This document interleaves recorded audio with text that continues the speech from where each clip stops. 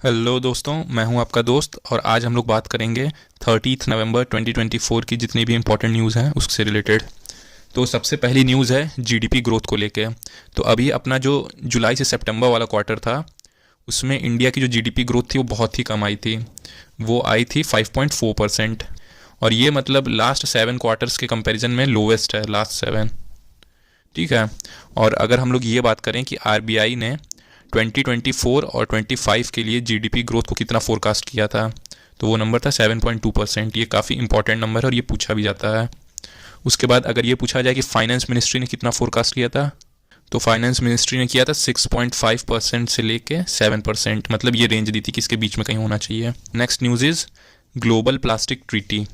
जितनी भी countries all over the world हैं उसमें से काफ़ी कंट्रीज़ मिल के ग्लोबल प्लास्टिक ट्रीटी के ऊपर बात किए थे। और ये कहाँ हुआ था? ये हुआ था बुसान, जो कि है आपका साउथ कोरिया में, साउथ कोरिया।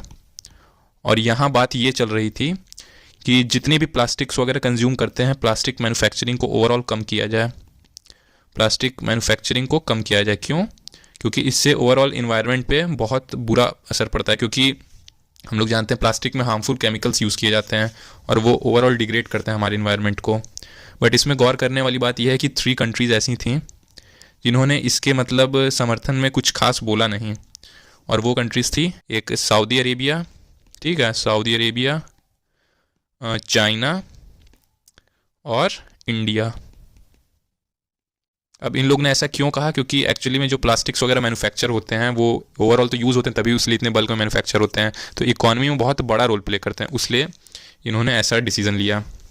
अब हम लोग अगले न्यूज़ की ओर बढ़ते हैं। अगला है मैक्स वर्स्टैपन से रिलेटेड। मैक्स वर्स्टैपन, अब जो लोग कार रेसिंग वगैरह फॉलो करते होंगे उनके लिए मतलब कोई नया नाम नहीं होगा। एक्चुअल में ये है एक F1 रेसर, F1 रेसर।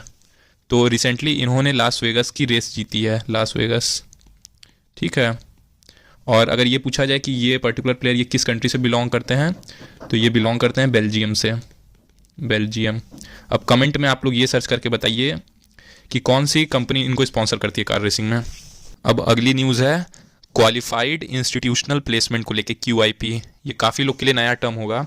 तो जैसे कि अगर किसी कंपनी को पैसे उठाने होते हैं मतलब अपने ग्रोथ के लिए, और अगर वो जनरल पब्लिक से उठाती है तो उसको हम लोग कहते हैं मतलब एक तरह से वो स्टॉक मार्केट में अपने स्टॉक को लिस्ट करती है और अपना IPO निकालती है, और तब वो पैसे जनरल पब्लिक से उठाती है। मतलब पब्लिक स्टॉक खरीदेगी और मतलब उसी डिमांड सप्लाई से वो चलता रहेगा और वो पैसे उठ जाएंगे। अब यही कंपनी अगर इसको किसी इंस्टीट्यूशन से पैसे उठाने हैं, इंस्टीट्यूशन से, इंस्टीट्यूशन मतलब बहुत बड़ी फर्म और बहुत ढेर सारे पैसे, तो इसके लिए कंपनी निकालती है अपनी QIP। अभी रिसेंटली देखा गया है कि जोमेटो ने अपना QIP लॉन्च किया, जोमेटो ने, और लगभग 8500 करोड़ इतने पैसे रेज करने के लिए। और बेसिकली इनको पैसे देगा कौन? जितनी भी अपनी डोमेस्टिक म्यूचुअल फंड हाउसेज हैं, डोमेस्टिक म्यूचुअल फंड हाउसेज, ये पैसे देंगी।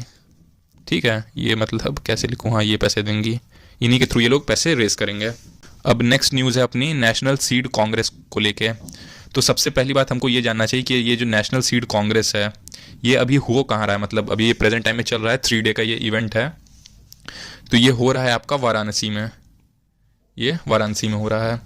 और एक्चुअली यहाँ पे all over the nation scientist वगैरह और इंडस्ट्री एक्सपर्ट्स वगैरह मिलके बैठ के बातचीत करते हैं सीड को लेकर, कि जो फार्मर सीड यूज़ करते हैं उनमें कैसे इंप्रूव किया जा सके ताकि उनका मतलब भला हो और वो मतलब बहुत लॉस वगैरह फेस ना करें।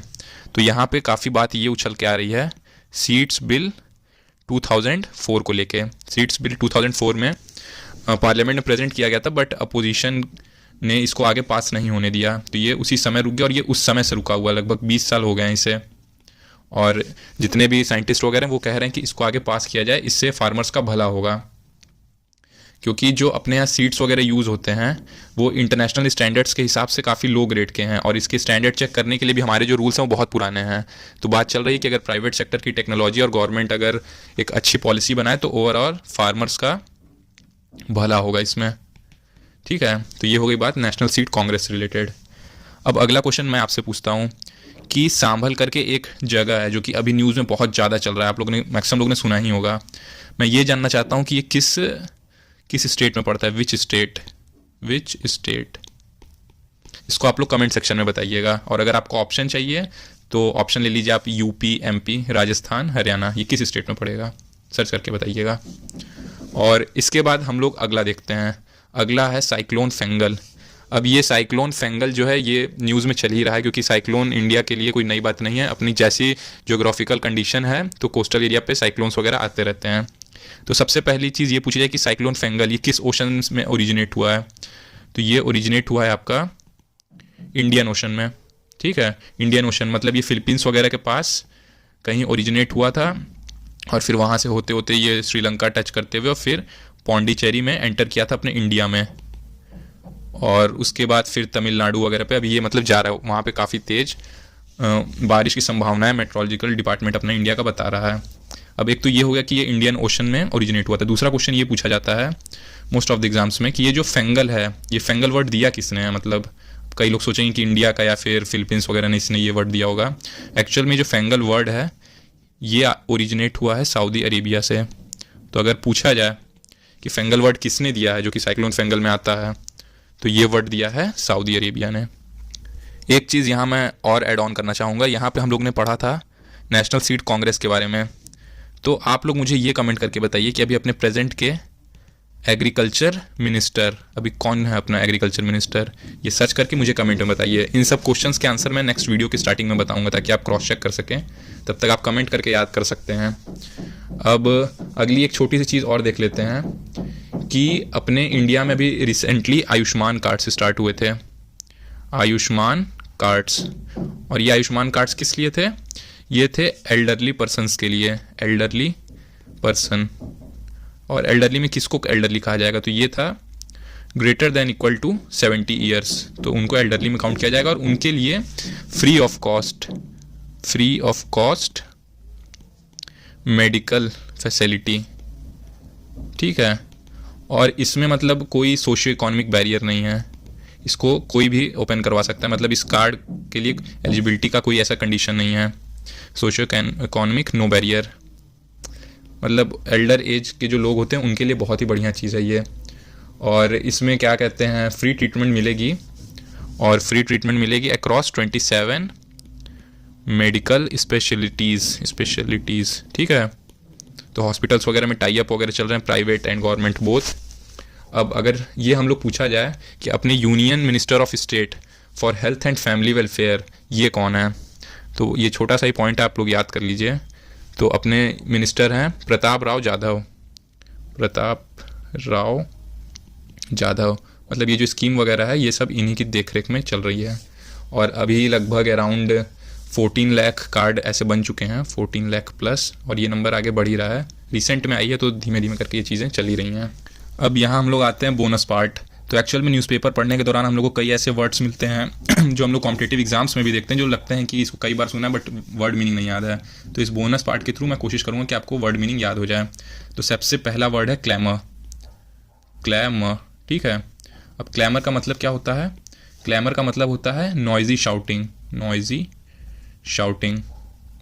तो जैसे कि जब हम लोग छोटे रहे होंगे स्कूल्स वगैरह में, तो जब टीचर नहीं होते तो क्लास में बहुत आवाज़ें होती थी, सारे बच्चे शोर करते थे, तो उसको कहा जा सकता है क्लैमरिंग। द स्टूडेंट्स आर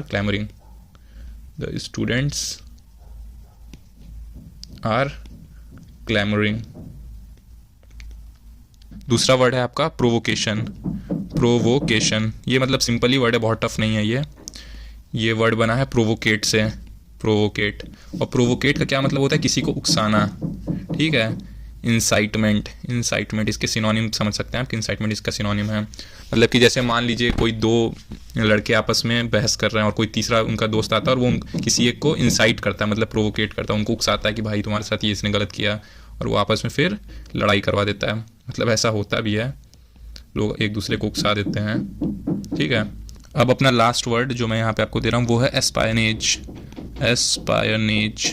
तो एस्पायनेज क्या होता है, एस्पायनेज एक्चुअली उस एक्टिविटी को कहते हैं जिसमें आप किसी दूसरे की जासूसी करते हैं, स्पाइंग ऑन अदर्स।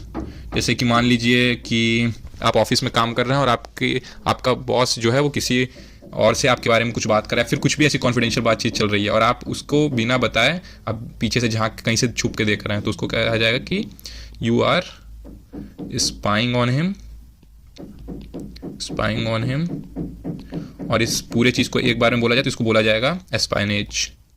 तो उम्मीद करता हूँ कि आपको ये वीडियो इन्फॉर्मेशनल लगी होगी, अच्छी लगी होगी। कमेंट सेक्शन में आप क्वेश्चंस के आंसर बताइएगा, उससे आपको चीज़ें बहुत आसानी से याद हो जाएंगी। अब मिलते हैं हम लोग कल की वीडियो में फिर से न्यूज़ के साथ। तो वीडियो अच्छी लगी हो तो लाइक करिएगा और कंटिन्यूस वीडियोज़ के लिए सब्सक्राइब करिएगा। Thank you.